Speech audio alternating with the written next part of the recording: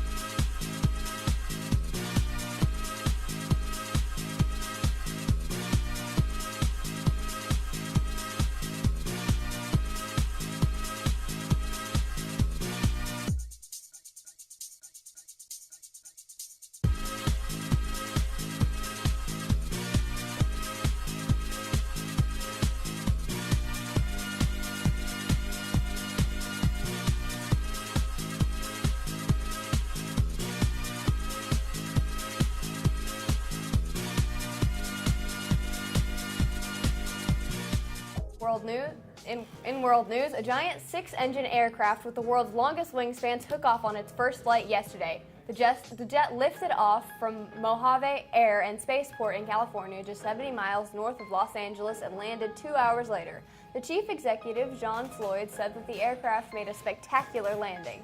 The company, which was founded by Microsoft co-founder Paul Allen, is trying to be a contender in the market for air-launching small satellites. The plane has a wingspan of 385 feet, and the space between the bodies will be used to hold and deploy vehicles. The aircraft is designed to carry as many 3 satellite-laden rockets. The rocket would deploy at around 35,000 feet, which would send them higher into the atmosphere. The plane took off shortly before 7 a.m. and got to a maximum speed of 189 miles per hour.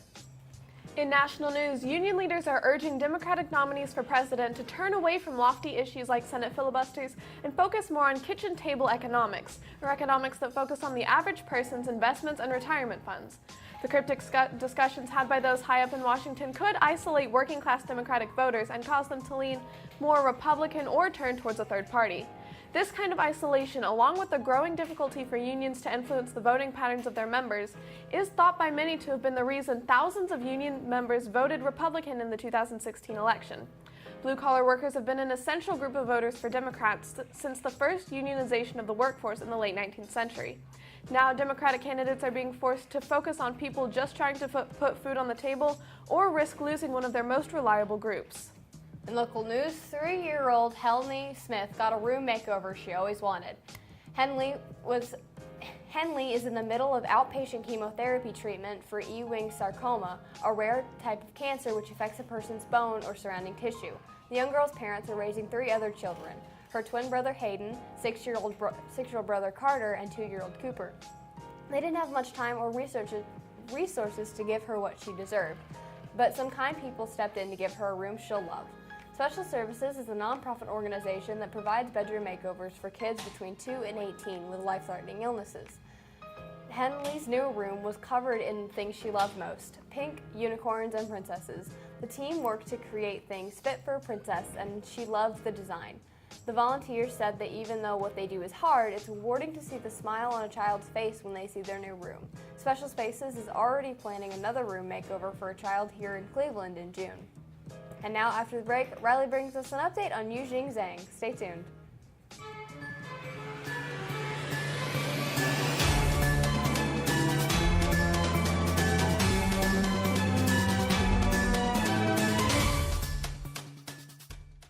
For our top story today, a Chinese woman charged with lying to the Secret Service to illegally enter President Trump's Mar-a-Lago club while carrying malware is facing a hearing today. Yujing Zhang was arrested on March 30th after Secret Service agents said she lied to gain access to the club. She was carrying 2 passports, 4 cell phones, a laptop, an external hard drive, and a thumb drive that held the malware. In a later check of her hotel room, agents discovered a device for detecting hidden cameras, more computer gear, $8,000 in cash, and several credit and debit cards. At her hearing, judges will decide if she can post bail. As long as allowed to, however, she will still most likely be detained because she has no authorization to be in the United States without a visa. She faces up to 5 years in prison if convicted. That's all for your news today. Now for your Walker Valley announcements.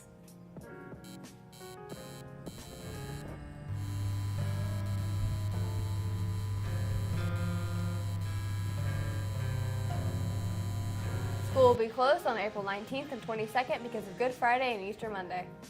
There's a chamber choir concert on April 23rd at 7 p.m. here in the auditorium. Come out and support your Walker Valley Choir. The Walker Valley Dance Team is having tryouts on April 23rd, 24th, and 25th from 3:45 to 3:50, and auditions are on the 26th at 4 p.m. To pick up a packet, stop by room MCL 3 or the main office. That's all for your school announcements. Now for your pop culture news. A week ago, I went to a friend's house to do a musical interview. That friend's name is Jeremy Gardner. Jeremy Gardner is a great guitar player. He also does audio for the AV team here at Walker Valley. Today I'm going to be asking about his career as a musician. I'm Kevin Glover, and this is Music Shoutouts.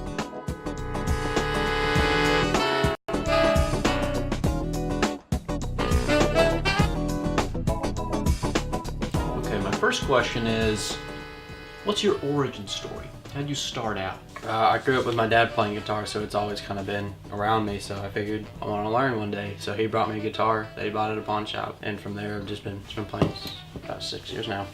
What's your biggest accomplishment so far as a musician? About 2 years ago, I competed in International Teen Talent, and through the Church of God, I placed third. Now we're going to get into your personal preferences. Who's had the biggest impact on you musically? The band Dream Theater and solo artist Mark Tremonti. A lot of the weird style chords I play with the sharp fives, add nines, diminished sevenths. A lot of that has to do with the John Petrucci influence with the prog side of things, but the big heavy riff stuff, a lot of that comes from Mark Tremonti. Even some stuff from King's X with the melodic stuff they do. They'll play a lot of open chords with just heavy ride. Sounds pretty cool.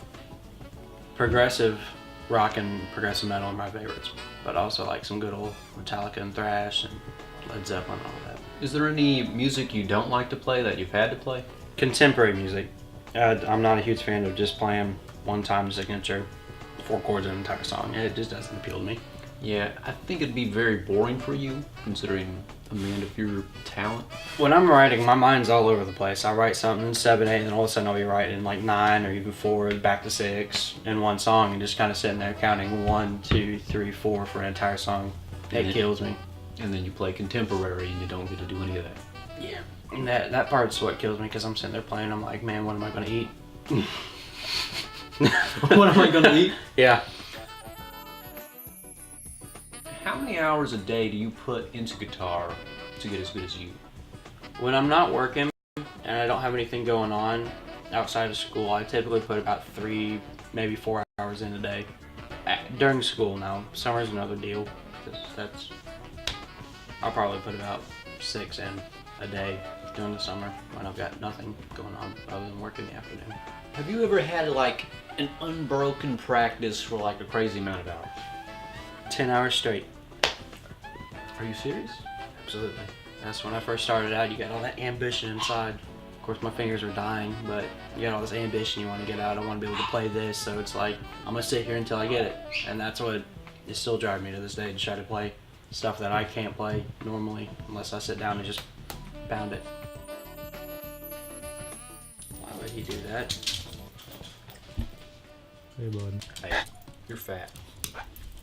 Yes, he is. You're big. You're a big dog. Come here.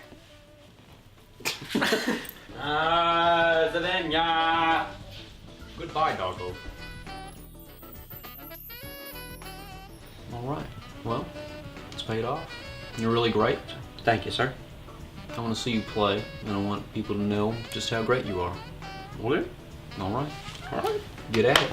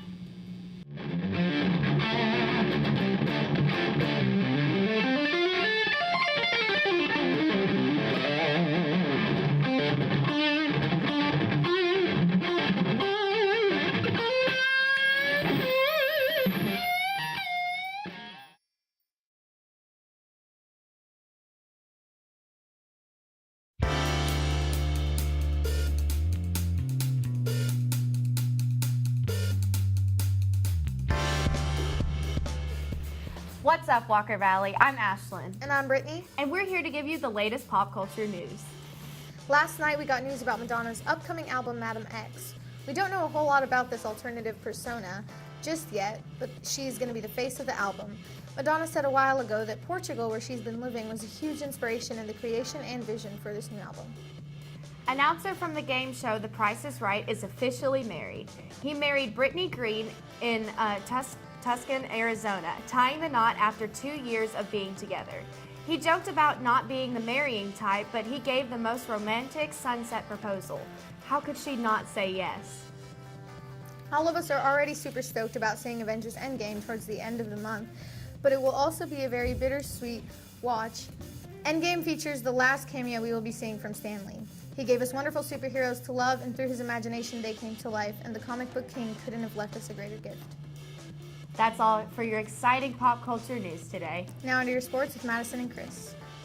Hey Mustangs, it's Chris Dotson, and we're going down the Humanities Hall to do Questions of the Week with some supernatural questions.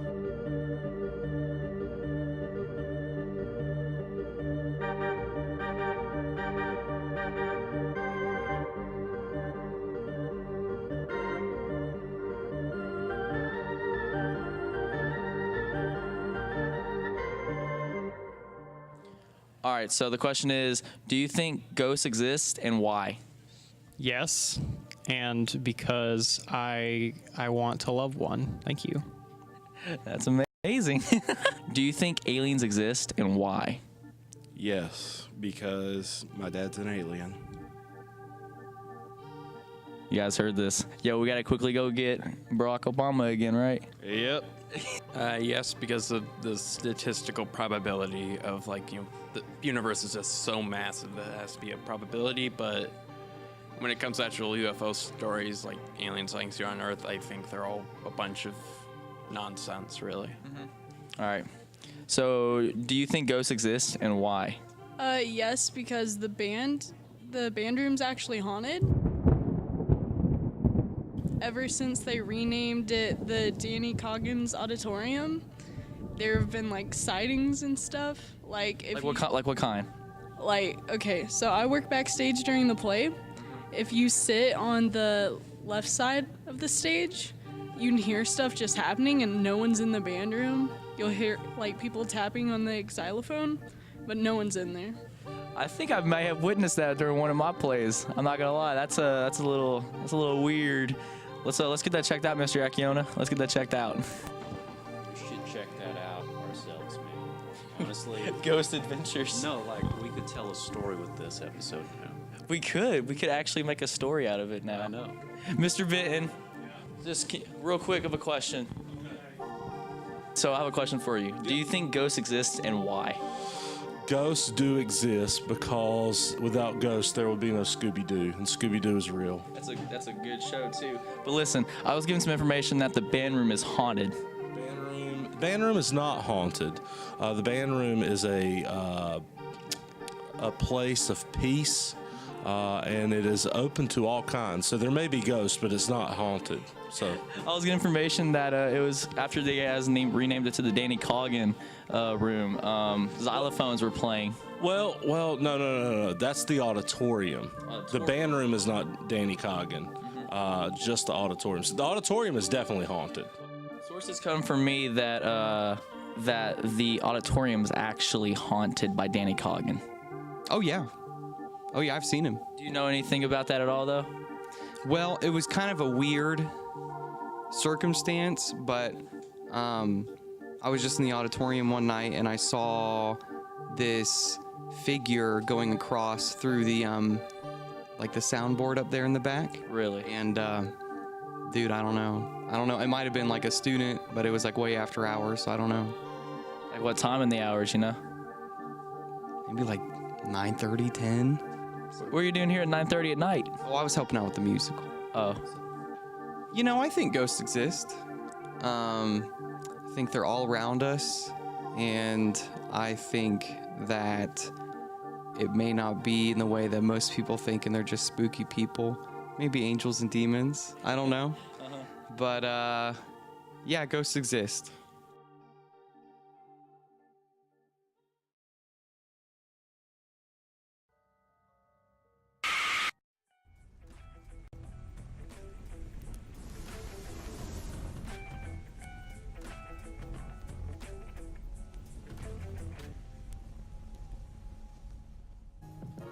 What's up, Mustangs? I'm Chris, and I'm here with my co-host Madison, and we're here today to give you your daily sports news. As the Milwaukee Bucks progress in the playoffs, they got the win against the Pistons during Game 1. Giannis dunked all over the opposition to seal the deal. The final score was 121-86. Damian Lillard knocked down 3 3-pointers from 30-plus feet in the Game 1. Kevin Durant is the only other player to do that in the last 20 NBA postseasons. The Boston Celtics won Game 1 against the Indiana Pacers.